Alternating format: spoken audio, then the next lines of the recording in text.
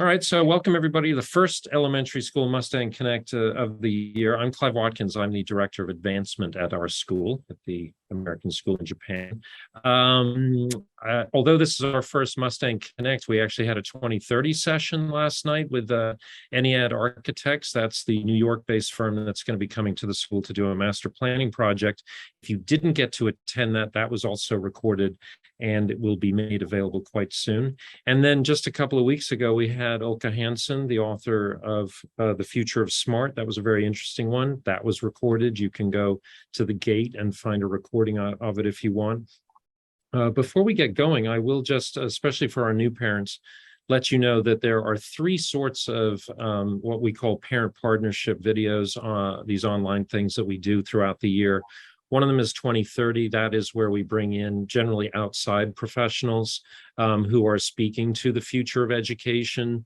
We want to share that experience with you guys. We want to make sure that we're asking the right questions to make sure we're giving the right sort of education to our students and the future that they'll meet.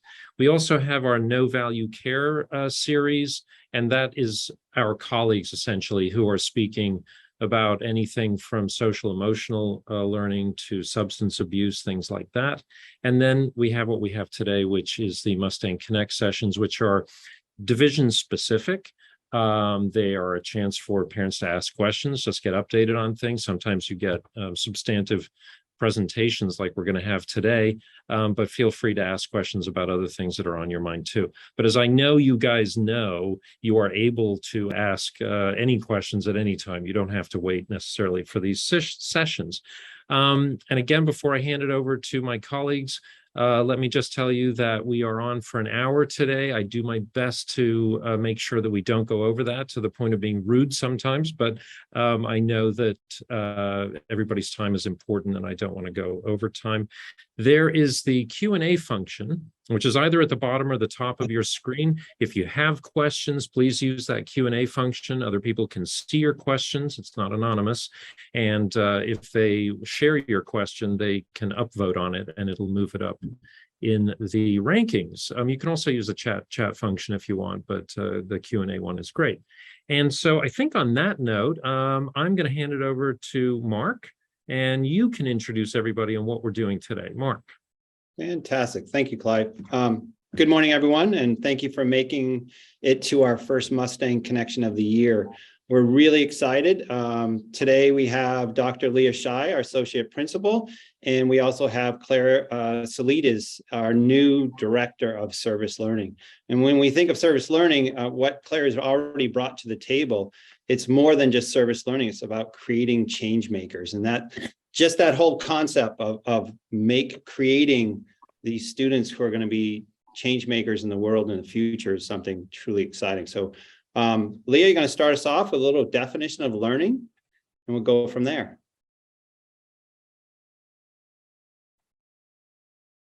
Leah, your mic is muted. Yep, thanks.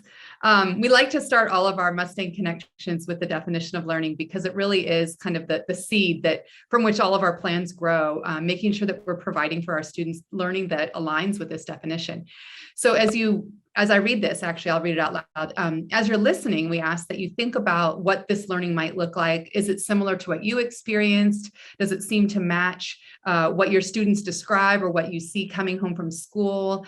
And think about what Claire is going to describe for us in terms of change makers, how that fits into this definition of learning. So you'll hear a lot about that change maker piece in this context, where learning is a personal, lifelong process that leads to change, including the ability and willingness to adapt.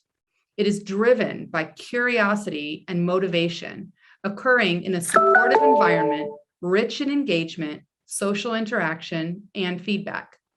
Learning is constructed in authentic contexts and results in the development of new understandings and skills for all learners. So it's a very rich definition of learning that goes far beyond just acquiring knowledge. And we're so happy to have Claire with us this year, joining the ASIJ team to help us make this come to life in new ways.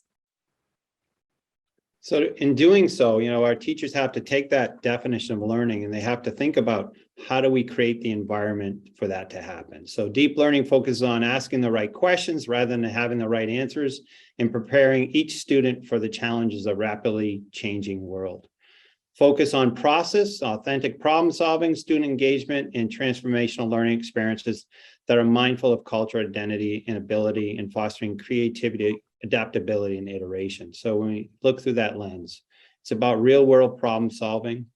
And when we look at the sustainable development goals, those really create opportunities for our students to become change makers and to have authentic learning experience. So we're going to give this away to Claire. She's going to take us through a lot of the learning and where the shifts are going to be taking place. Thanks, Claire, for joining us today. Oh, thank you so much. It's a real honor to be here at ASIJ.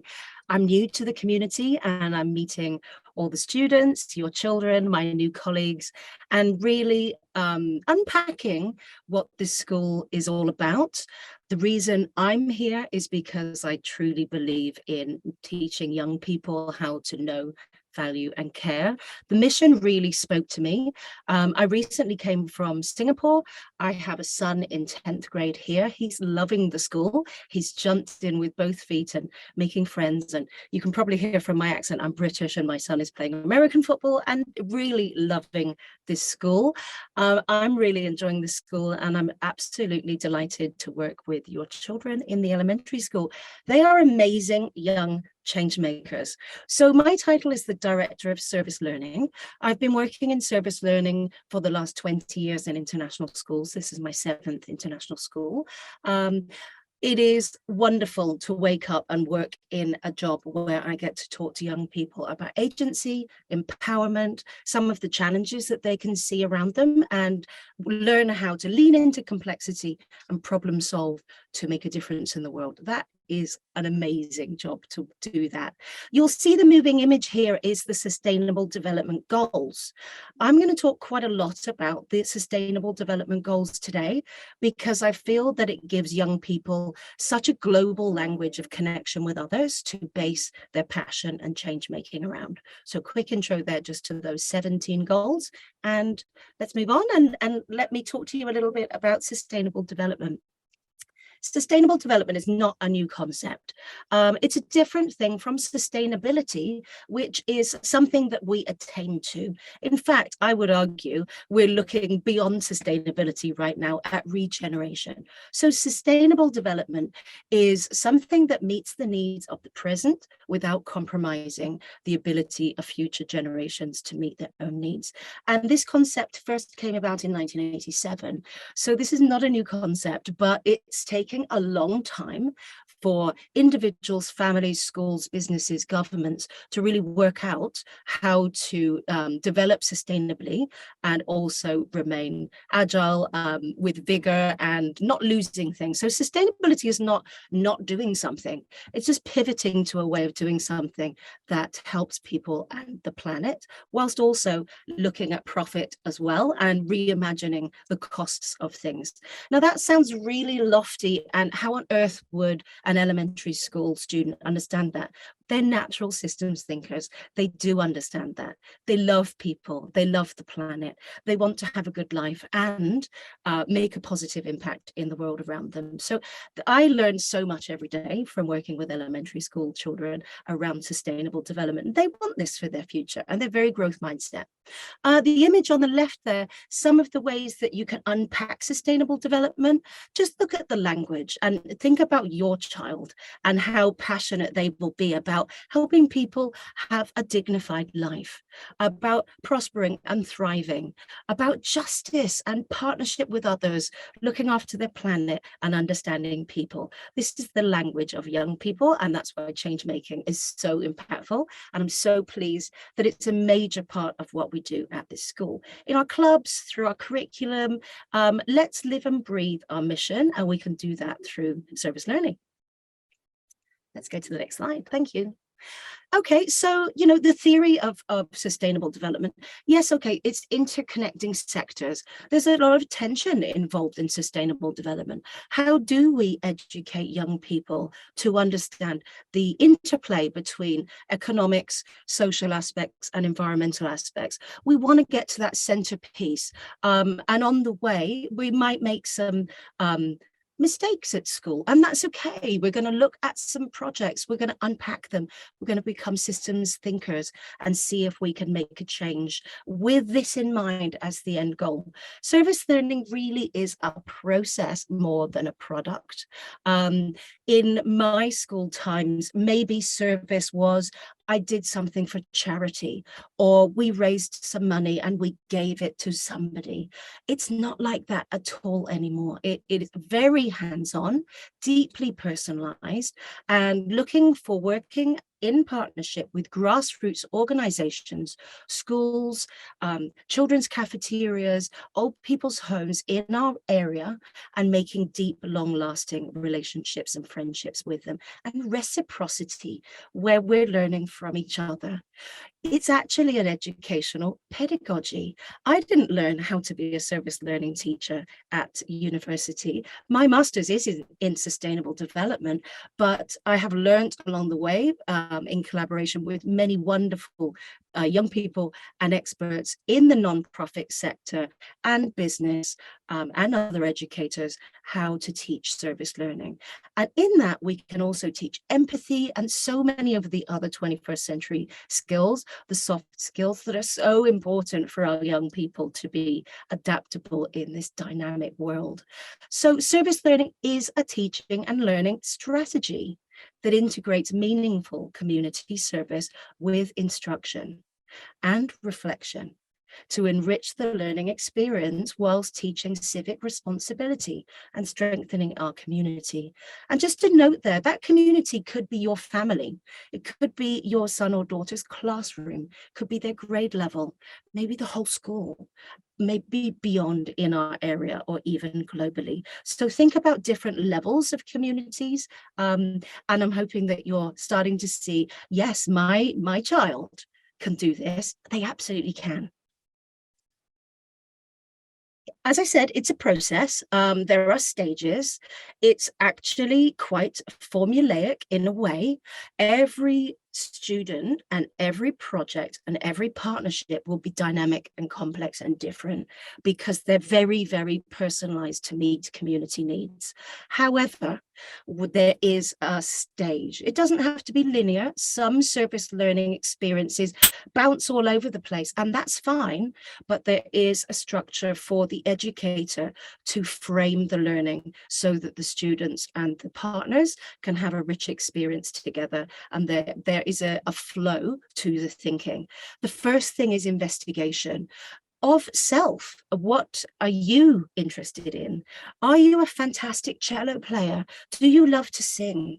Is soccer your thing? Are you an artist? Are you into photography? Do you love bugs? What is the thing that really drives you? So it's investigation of you first, then investigation of your team, your friends that you're working with in your class through service. What are they good at? What are they interested in? And then investigation into the issue. It could be, why are the birds eating our rice in the rice paddy?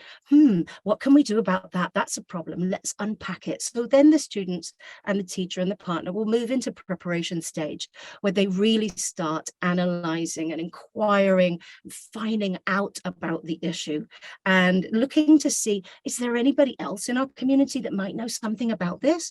The rice paddy example, well, the fifth graders, they started it in fourth grade. Let's look back and ask them. We're working with the kindy on that. Let's ask them.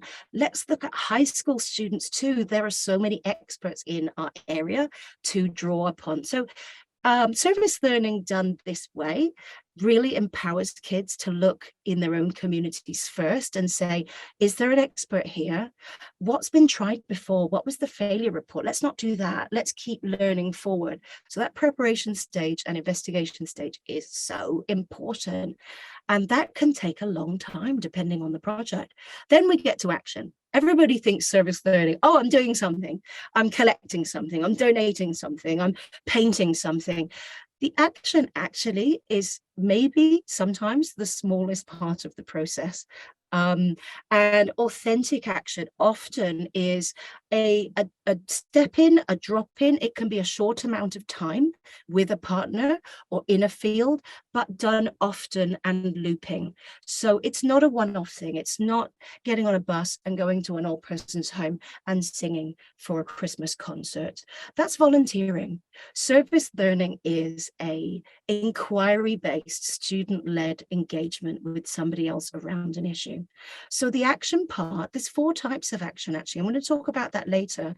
And I love the unpacking of action, moving beyond what we thought service and charity and volunteering was when we were at school, and looking at how exciting and complex it can be for our children now at school.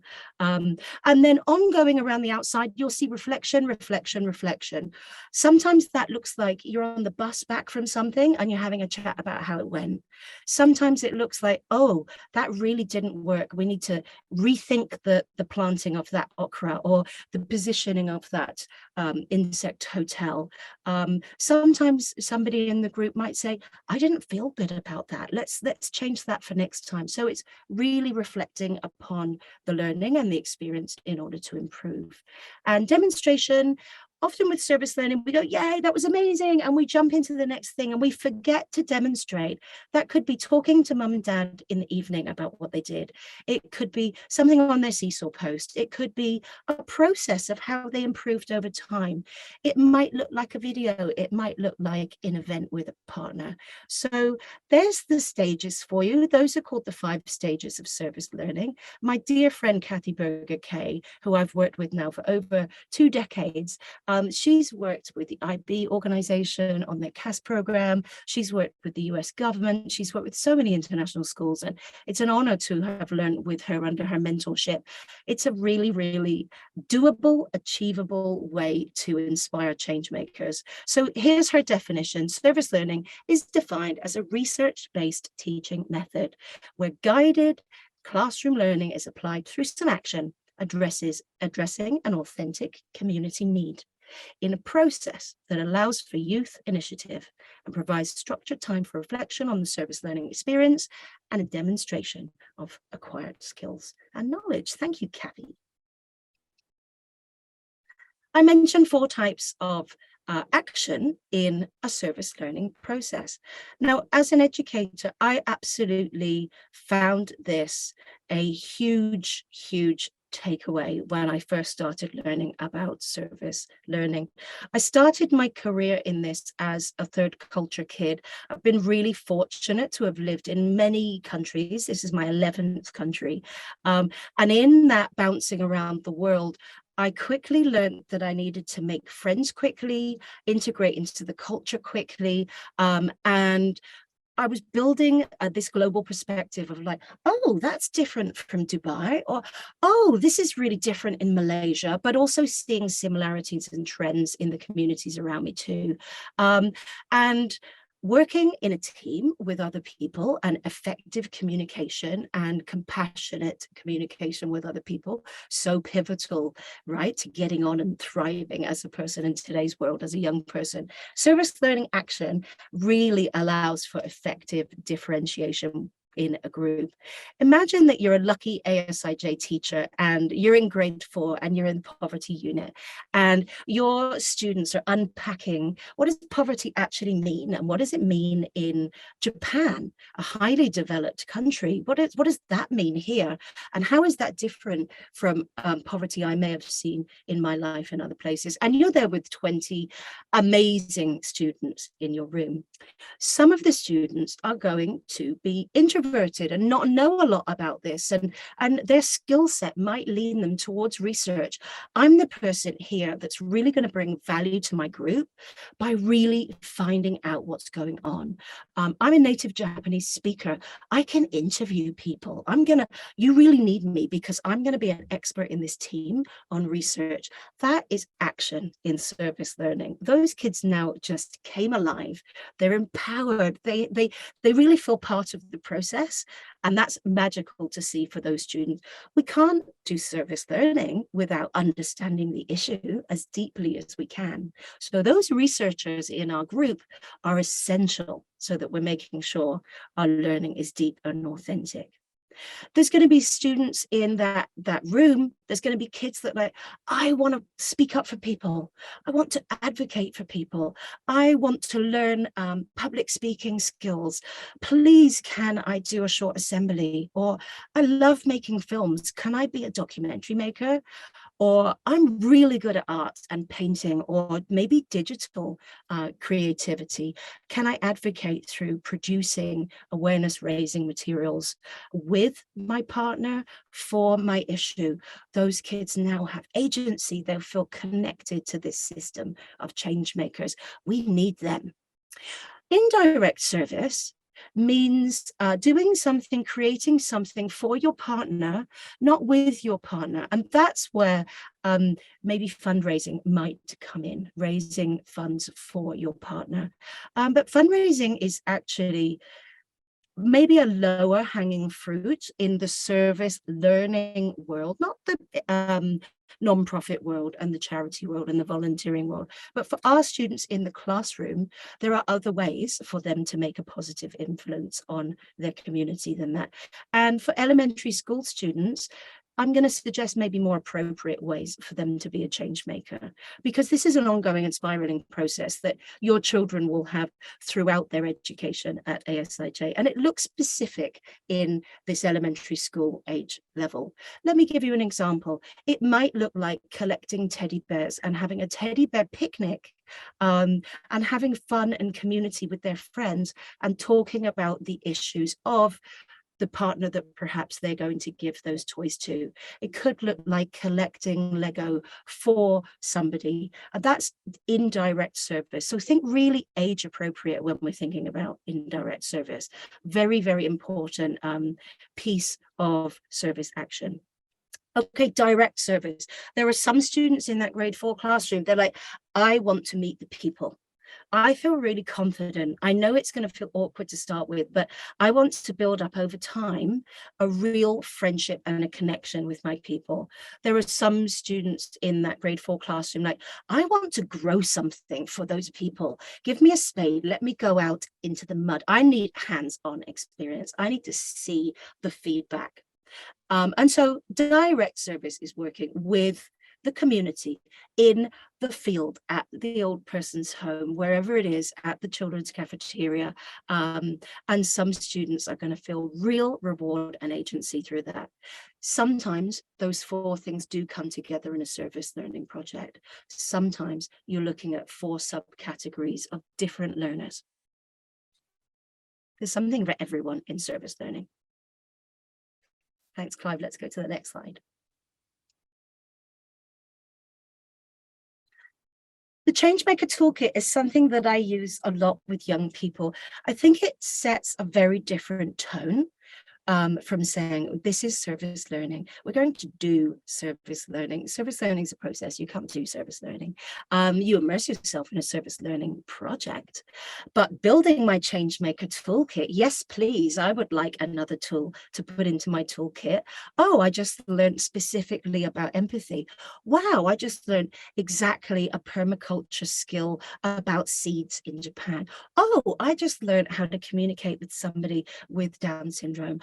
Oh, I just learned how to get accessibility for people who are recovering from an operation, whatever that looks like. But those skills that young people are building, and if they can say, thanks, Mrs. P, thanks, teacher, that's another tool for my Changemaker Toolkit, that really changes the entry level for kids. And it really also helps teachers and parents understand deeply what service learning is and the value of service learning for their young people. So we're teaching conscious empathy, and you can see their links to our the mission of what we're doing here at ASIJ, and some of the competencies that we're teaching and leading and learning with your sons and daughters. You can see that through service learning, when they're building their Changemaker Toolkit, they're trying out new types of leadership.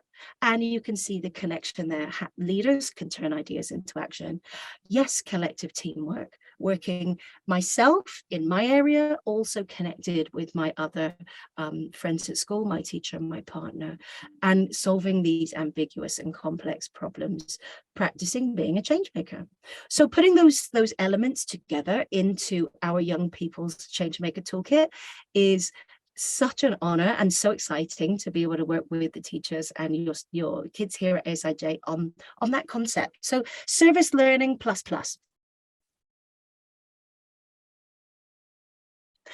Okay, here's our friends, the Sustainable Development Goals. They're super accessible, they're bright, they're beautiful, they're hopeful. There is a lot of research out there about no tragedy before grade 4. Yes, young people are realizing that the situation in the world around them is complex and can be a bit scary, actually. And so building students' understanding and awareness of their capacity to create change around an issue is very, very important and appropriate at the elementary school level. Remaining hopeful, okay, address the issues, find out about the issues. How are we going to be a change maker for that issue in our community? What can we actually do about that? The goals gives us a beautiful global language of connection. So I'm passionate about my 3 favorite ones, actually. Play this game with yourself while we're on this slide. What are your favorite 3? Mine change all the time, but I'm going to have to say goal 4, quality education. I'm an educator. I really believe that's the key to so much for young people all around the world. I'm very, very passionate about goal number 13, climate action. We need to look after our planet and find out ways that we can keep our beautiful planet for future generations. And I'm really, really passionate about goal number 5, gender equality. Those are my top 3, but I can change all the time. And the beautiful thing about the goals are that they're so interconnected. So even though those are my top 3, if I pull the string on those 3s, all of the sustainable development goals will wiggle because they're completely interconnected.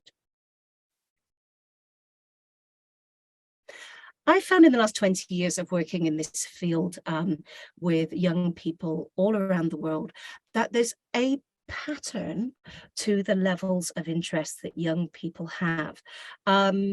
It's not absolute, but there is a pattern and a trend.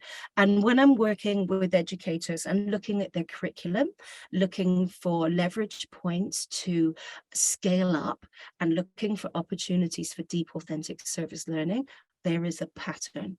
So I'm showing you the pattern. Think about your child. Does this pattern fit your child? So let's look at the green bubble first, and that's linking us to the cluster of sustainable development goals around the earth and the planet. 13, 14, and 15 there at the bottom. I know my son and daughter in pre-K, kindergarten, and grade 1, awe and planet wonder, loving the animals, digging in the mud. This is amazing. Look at the autumn colors, mummy. I can remember that, even though my teenagers are very quiet right now, but I remember that love for the planet, that passion for the dolphin. Oh my gosh, look at the whale. I remember that. And so I've seen a trend and a pattern across many schools and many students that love and just really wanting to look after their planet and do things for the planet seems to be very appropriate for that age group. Let's go across to this kind of red bubble then, grade 3 and grade 2. Hang on a minute. My life's nice. Oh, look what's happening over there. Is that fair? Actually, what can I do about that? Did that happen in your household? Is that about to happen in your household? I've seen in many curriculum that basic human needs cluster there in the middle, 1, 2, and 3, seems to fit so well. And we're so excited at ASIJ as we're finding that connection and that that fit. So I'm getting to work with teams of teachers and students. They're like, yes, we fit, we love it. So that's really lovely, because it's not adding on, it's adding value and a little pivot towards deeper service learning that's already there. We're already doing amazing things. And then thinking towards the orange one there, grade 4 and 5. I'm starting to see some disparities. There's some haves and some have-nots around me, actually. I'm going to do something about this. Who's in? So that wanting to be an upstander and really wanting to take some action around something and leave a legacy for the other kids following on in elementary school. So that's the pattern I've seen. I wonder if that fits your child. We're finding out as we're exploring at ASIJ that is fitting what we're doing, and that's really exciting. Okay, I'm going to unpack a little bit for you. I've been talking a long time, so I'm keeping an eye on my watch here. I'm just going to walk you through the SDGs really quickly. I was going to put a video in, but actually, let's just slow that down a little bit so that we can just look at these goals. These are not the Sustainable Development Goals I'm about to show you, because this is an elementary school presentation and a workshop. Let's look at it from a elementary school lens. Okay, so there are the SDGs, but today we're going to look at the Good Life Goals. They are connected. You'll see what I mean when we go to the next slide. Okay, so they're fun, they're beautiful, there's emojis, young people love this. Okay, what are we going to do? Let's dig in. So this is goal number 1. There's the SDG there on the right. Okay, so no poverty through an elementary school lens. And think about your family as well. How do we solve no poverty? It's too big. You can't. Just be part of a network of change makers making some change towards that in your sphere of influence, in your household. Well, okay. Could we do some specific asks around this as a family in our classroom? What does that actually look like? Well, one second while I just put my glasses on. Let's have a look at these specific asks. Okay, could we learn together about some of the causes of poverty here and abroad? Yeah, we could. We could watch some documentaries. We could have those discussions at the table. We can do that. We can frame those in the classroom. Can we share and donate? We absolutely can. That's something we could all do tomorrow at the weekend. Could we consider where we're buying our things and where our money is? That's a like to that company. Do we like that company? Do we understand behind what's the supply chain going on there? Are they treating people fairly? Well, that's going to help end poverty. And can we as a family think about saving, borrowing and investing responsibly? I've had great conversations with 2nd and 3rd graders about this. This isn't a concept that's too difficult for them. Ask them, let them think up. And can we say, let's work towards decent wages for all? So that's a very, very elementary school, positive, change maker way of unpacking the Sustainable Development Goal number 1. Here's the second one. Don't worry, I'm not going to read it all out to you. I'm just going to pause just for a second so that you can have a look and ask yourself, is there something your family can do around this goal?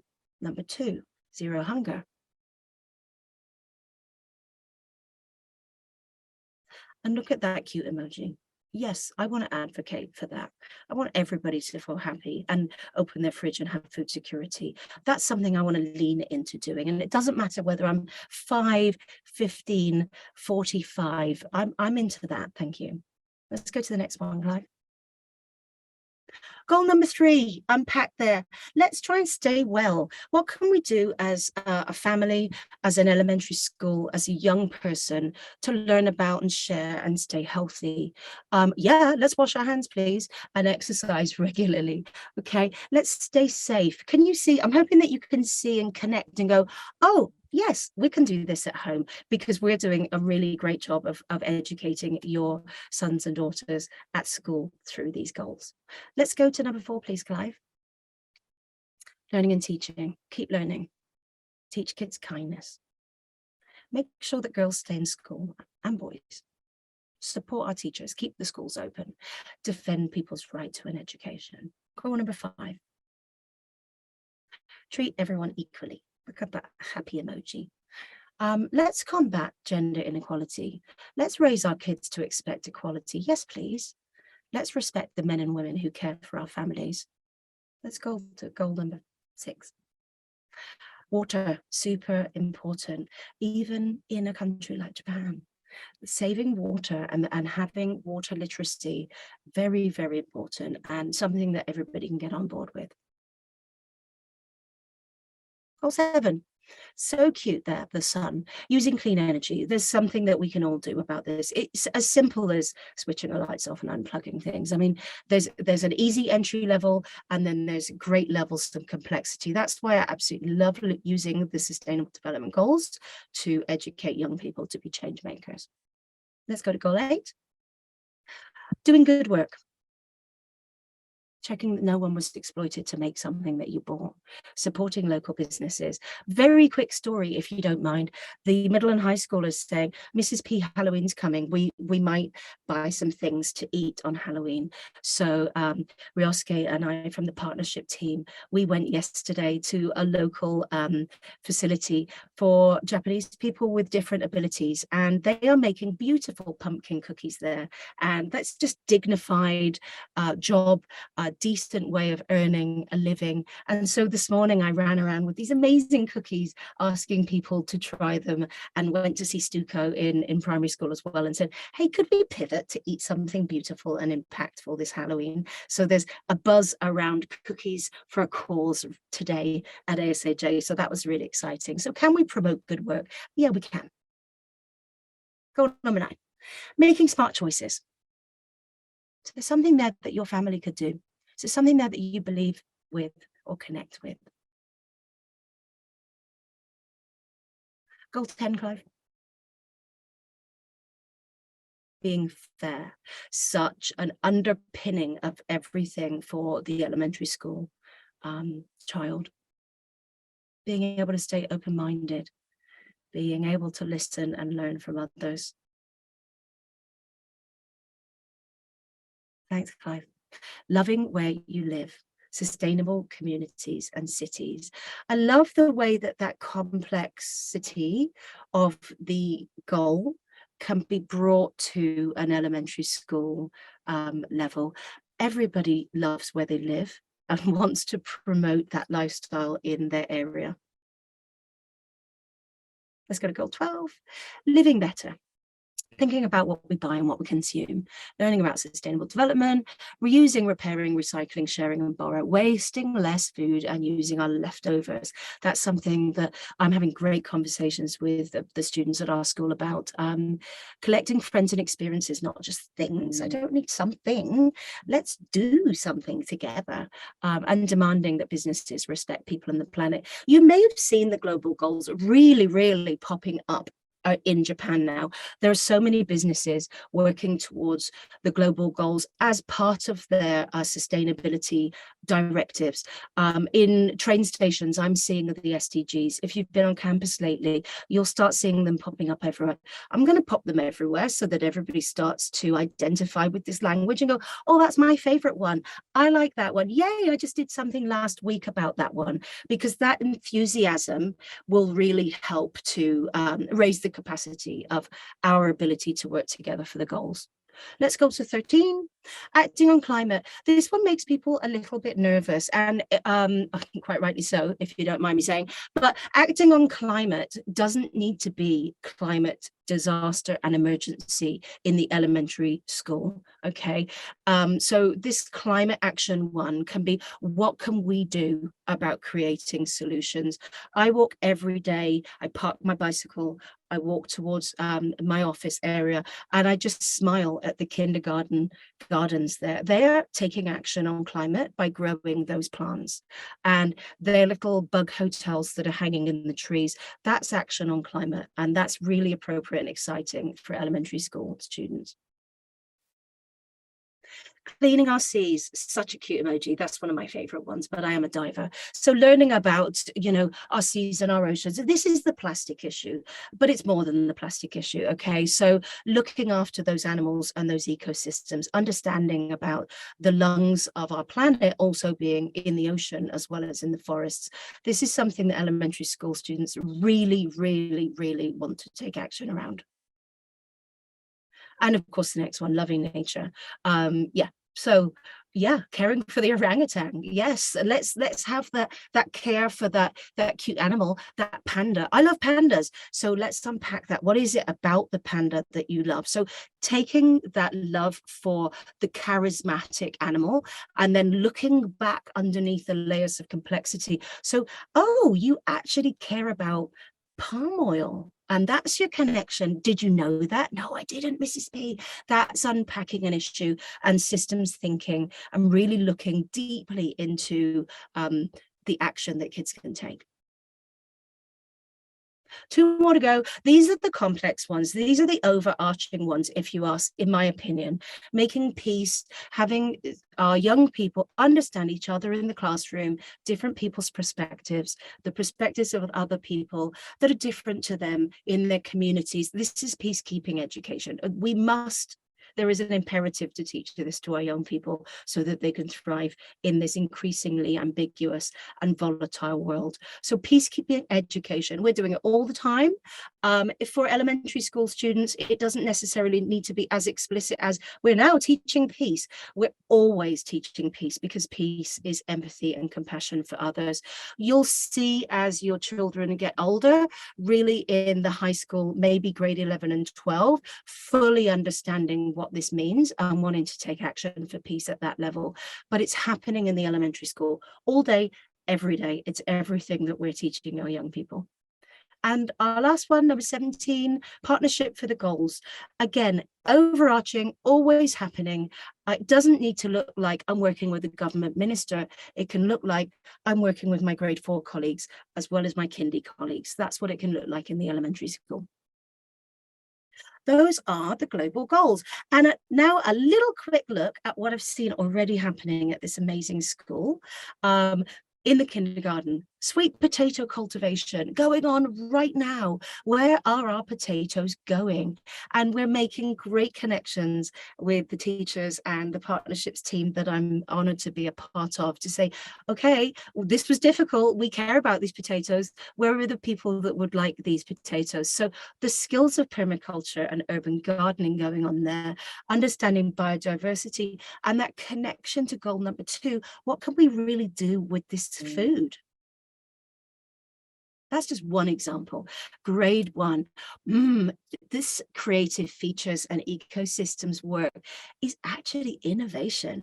It's biomimicry. It's looking at nature and saying that engineering works in this too. And it's also developing this really creative mindset. So how do we protect our ecosystems and create features to support our planet? Grade number 2, the importance of pollinators, loving those pollinators, not just the bees, all of the pollinators. So this is considering the issues of human impact and sustainability. This is already happening in our school, and your children are learning so many skills through these great, complex, real world problems. Let's go to grade 3 and see what they're up to. So the rights of the child, really looking at some complex issues in the world and saying, how can we help to make that possible for all children everywhere, all the time? I just absolutely, I'm in love with this project and how the Rice Project is so much more than the Rice Project, and just the hundreds of people in ASIJ that are connected to this project and beyond. Let's get out there and understand the issues of relative poverty in Japan and how we can be change makers towards that. And also let's connect with the soil and where does our food come from anyway? And that small amount of rice was incredibly difficult to grow. And how are we going to teach other people about food security and empathy? And then grade 5, food systems and ecosystems, real systems thinking going on now. And I'm really looking forward to this year working with this team and the students in this grade level and learning actually the pedagogy and the language of systems thinking. And beware parents, because once they're systems thinkers, they'll see systems everywhere and they're going to challenge you a lot. And you have permission to write to me and say, Mrs. P, what have you done? And I will love that email. Thank you. We need systems thinkers around us. So those are just some of the things that are happening already. There's so much more going on. I've been in the building 6 weeks. I've made amazing connections with your children's and the educators around being a change maker.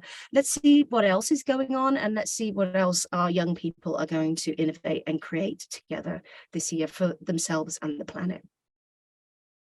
Claire, that was fantastic. Thank you. Thank you so much. You're welcome. Thank you.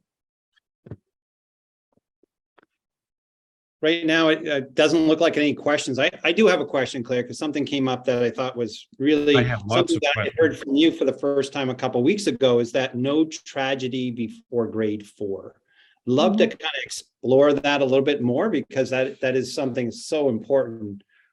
Now that I know about it, it really connected with my own children and my own thinking and how I would go about teaching. So Yes, staying in the positive domain when young people realize the complexity of what's going on with their climate is really important for us to do as parents and educators. So not to shy them away from an issue, but to say, you're right, this is difficult.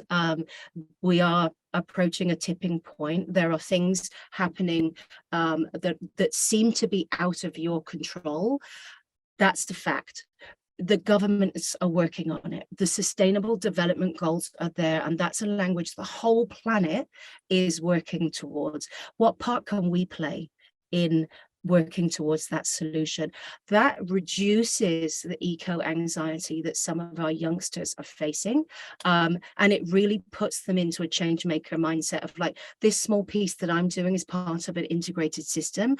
Phew, everybody everywhere is working towards the goals in some way, and that just lifts their hope that they can have a part to play in climate change. Climate change is a big one for them. So taking climate action is something that I'm really excited about exploring with the elementary school, but and not listening to their anxieties about planetary situations, but saying that's a fact. We're going to do something about this in our sphere of influence. What's that going to be? How are we going to tackle this issue where we are right now with what we've got? thank you. I hope I answered that question a little bit for you. You did. Thank you. Just a reminder to everybody who's listening, please go ahead and use the Q&A function, submit any questions that you have. While you're doing that, I just wanted to say, Claire, I'm so happy to have you here. I don't want to suggest that before you got here, service learning was this sort of box checky exercise. I don't think that at all. ASIJ has been quite good at developing these sort of service learning opportunities. What's really exciting is that looking at it systematically and building up, as you said, a toolbox. I think international school kids are so well placed because of their intercultural sensitivity, quite often their languages, because of the connections that they make in these schools, to really have an opportunity to do something in this realm when they go out there, not just locally but globally. And the fact that they're going to go out there with the tools in their box to know how to make that change is so important. So I'll get to a question now. How integrated is this in the curriculum of the school? Because as you said, we don't just do service learning. It's not we're going to pull you out of class now and now we're going to do service learning. So how is this integrated? And I know we're talking about elementary school here, so we can stick with that. But as you sort of go up through the ranks, as it were, how's that brought into it? That's a great question. I'm going to go back to, if you don't mind, my interview process at ASIJ. I was very cheeky in my interview, and I asked, okay. That's how people get hired. Be cheeky. Well, you need to know, okay. And I was like, do you want to do service as a club or an after school thing? That's fine. I can create a program with you for that. Or do you actually want to integrate service learning and change making into the curriculum? And it was fantastic. Every single person in all of those little cells put their hand up and said, yeah, the latter, please. Can we integrate? And I was so excited. And here I am. Integrating service learning into the curriculum is a really magical and sustainable and achievable thing to do as an educator and for our young learners. So that grade 4 unit on poverty and empathy education, we're looking as a team of educators through the curriculum with the kids on how we can design something that endures. So there's not the repetition of creating something different every time, having something that's really teacher framed and community needed, but constant yet evolving, Clive. So we're looking now at forming a partnership with a children's cafeteria in our region. We're building relationships with the social workers and volunteers that work there. The students are really excited because it's less about them handing food to somebody. And just pause for a second and unpack. That feels, maybe now that we're thinking about it, perhaps awkward. So taking it beyond that and saying to those students, if this issue of food insecurity is an issue for these young kids in our area, 5 minutes away from the school, are we going to pop up once a year and give something? And they're like, no, let's do something much more systematic than that. Let's design something that the next grade 4s can say, oh, they did a good job. Thanks for the failure report and the progress report, the impact. We're going to build on what you did last year around that theme and always improve. Look what we added value to that project. So we're looking for something that really fits the curriculum, meets the needs of our community, and gives to the partnerships between the kids and the learning and the people an enduring relationship over time. So it's that thing, but it might change every year, but it's always that thing.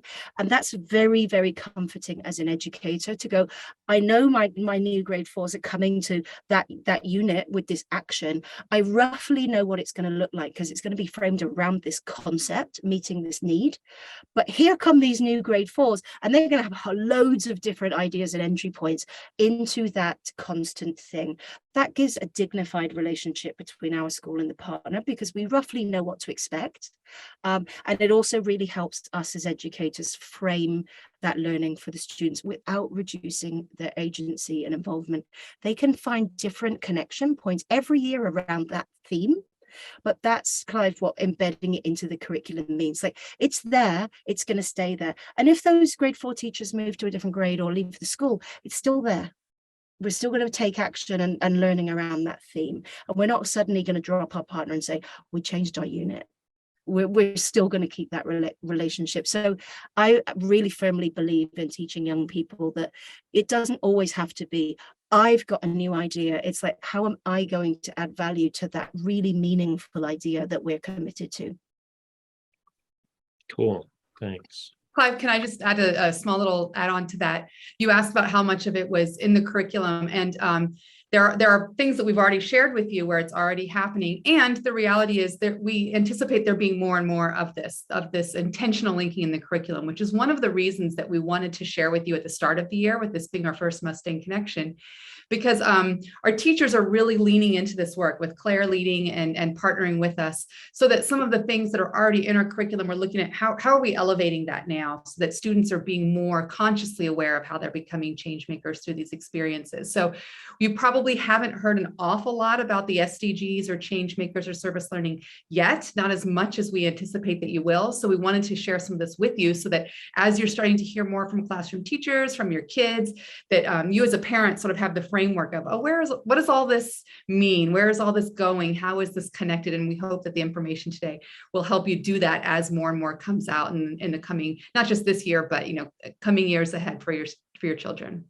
Yeah, thanks. There's so much there already that's being done, and having this common language of changemaker education, the Sustainable Development Goals. Everyone's like, oh, great, this is in our curriculum. Let's really spotlight and shine light on this and use consistent language so that we can just elevate what's already there. So absolutely wonderful things in the curriculum happening, more to come, and this language will become more familiar in the school and at home as we are teaching explicitly for change making at ASIJ. So I'm going to say something this is going to sound sacrilegious for me even to bring it up at this point, but you guys know that I just got back from Boston and New York with a couple of our colleagues who were also visiting the admissions offices of places like Harvard and Brown and Wellesley, and one of the things that I picked up from that is how clearly those admissions offices can see through these sort of paper thin, not profound at all, service things that people have done and put on their applications. And you guys haven't brought this up at all, which is what is so great about this, is how early it starts and how integrated it is, so that as the kids get older, it is not something that they're simply, I'll bring it up again, box checky exercise. It really is something that they see the world of opportunity out there, of causes that they want to become involved in. And it doesn't just happen like that. The portrait of a learner competencies that we have, those are so ingrained with them that they have the chance to exercise those and show that their ability. And the admissions officers that we were speaking with are talking about that deeply. And I know anybody on the call hearing this, I'm sure we will be hearing from Scott and Amy and the others who attended those meetings, and we'll get more from that. So again, not to be sacrilegious about it, I just thought I'd bring it up there. Not the most important thing, but it's also part of what we do. It's a really great point, and there's a lot of reading out there. I have a senior, and she just submitted her university applications yesterday, and a little tear came to the eye when I'm reading her application and seeing the depth of her story and the authenticity with which she could write about being a change maker. She didn't have much choice being related to me, I'll be honest, but she can tell that story of in 3rd grade when she realized that thing, and then in 8th grade when she really understood there can be a 3 to 5 year lag time between being having an experience and then, oh wow, that thing in grade 3, now I get it. And then the action that she's been able to take as an 11th and 12th grader with others around that similar theme that she saw first in grade 3. Thousands of kids, I'll say to them, when did you have the aha moment? And they'll go, it was in my grade 5 blah blah blah unit. Oh, it was in kindy when I found that massive bug, but I didn't realize it till later. So those long authentic stories, have a read of what's going on out there. I'm super happy to connect with people later on that if they're interested, but authentic long-term projects. We don't need thousands of individual heroes. We need interconnected systems of change makers that work together around consistent themes. Pick an SDG, run at that SDG for the next couple of years and see how you're different as you're growing and having different experiences. Ask your kid, what's your favorite 3? These are my favorite 3. What's the family favorite 3? And then, I don't know, stick them on the fridge or something and have a play over the next couple of years of how your different perspectives look towards those 3 and the actions you're able to make at home and at school. I love the concept, going back to change maker in the sense of what it relates really well to what you're talking about, Clive, is that empowerment to make a difference, right? Empowerment to do more, right? And it starts in kindergarten and it works, or nursery, and it works all the way through our school.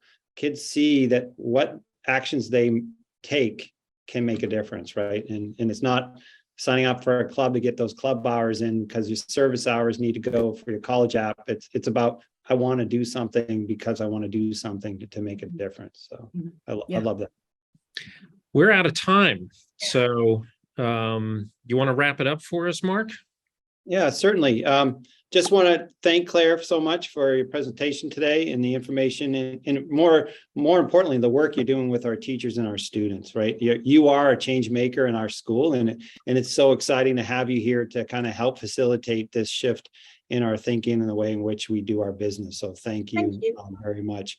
For parents, just a reminder, we have parent-teacher conferences on the 21st, 22nd, 23rd of November. They are face-to-face, so just be aware that we are doing face-to-face conferences this year. We want to go back to normal, and I can't wait to be more normal. So thank you. Thank you all for joining us. I think that's it. All right. Thanks, everybody. Thank you for joining us. We'll get the recording out to everybody as soon as possible. Bye-bye.